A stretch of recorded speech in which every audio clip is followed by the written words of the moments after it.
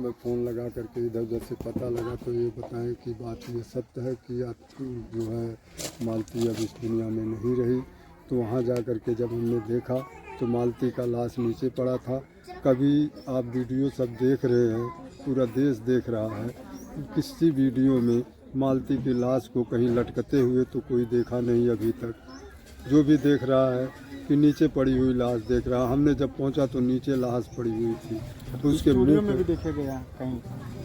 अब कहने के लिए तो कह रहे हैं, हमने तो देखा नहीं स्टूडियो में, कह रहे हैं हमें तो इतना टाइम नहीं है कि हम वीडियो देखें या नहीं, एक फोटो देखने को मिला, निरोह ने दिखाया कि स्टूडियो में भी लाश गई थी। हो सकता है स्टूडियो में ये ले गए हों, स्टूडियो मारे कि घर मारे, कैसे क्या किए। इसमें प्रशासन अगर जिस तरह से CID कुत्ता वगैरह छोड़ते हैं, छोड़े होते हैं, तो पता लगता कहाँ मारे हैं, कहाँ ले गए हैं, कैसे क्या किए हैं, इस चीज़ का सब बयान हो उसमें पता लगता। और मालती के केवल चेहरे पर हमने देखा, मुंह उसका बिल्कुल काला पड़ा हुआ था ये, और ये पीठ रगड़ा हुआ जैसे कि कोई पकड़ के दाब रहा हो और प्राण निकल रहा तो वो अपनाता है, तड़पता है, इस तरह से रगड़ लगा हुआ था। इतनी बार हमने देखने पाया। उसके बाद प्रशासन पहुंचती है, उसे पैक कर करके PM के लिए भेज देती है, और उसके बाद PM से हमें मिलता है तो हम उसका ले जाके दाह संस्कार कर देते हैं। और बस इतने ही मैं देखा, इतने ही जानता हूँ।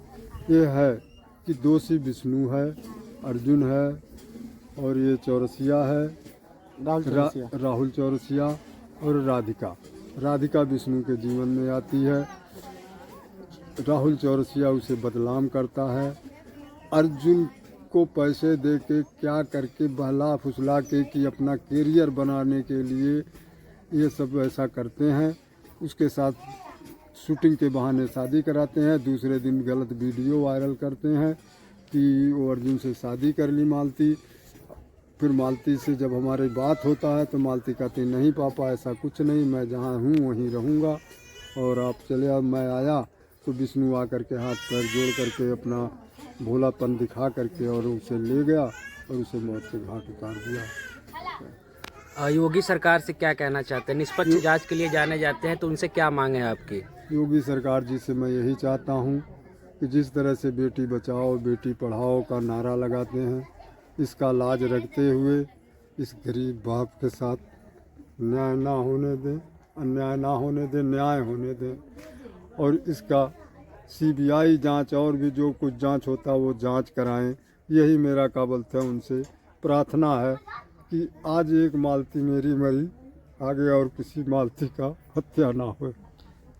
अच्छा चाचा जी, एक मिनट खाली। आज के साथ में आज के टाइम पे आपके साथ में सबसे ज़्यादा खड़ा कौन है आपके सपोर्ट में? हमारे सपोर्ट में देखिए, जहाँ से सुलह का बात हुई कि समझौता हुआ तब से लेकर के अभी आज तक गोलू जी हैं, और गोलू जी ही चारों तरफ दौड़ रहे हैं हमको लेकर के। अब गोलू जी ही को मैं जानता हूँ कि वो ज़्यादा से ज़्यादा सपोर्ट हमारा कर रहे हैं। अच्छा, और हमें दिलासा दिला रहे हैं। मीडिया पे आपको कितना भरोसा है? हमें भरोसा सब पे है, मीडिया पर भी है और शासन प्रशासन पे सब पे है।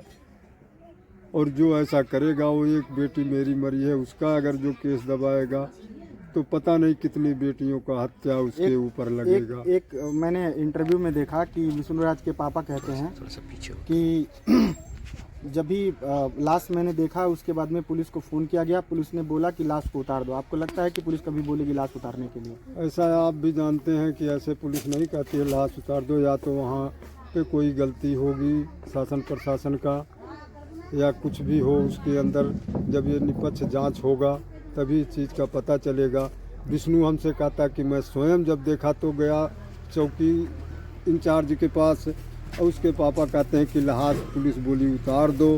तो इसमें क्या सच है क्या सच्चाई है, ये सब जांच होने के बाद। एक और चीज़ दिमाग में मेरे खटक रहा है, और कहीं ना कहीं लोगों के भी दिमाग में खटक रहा होगा।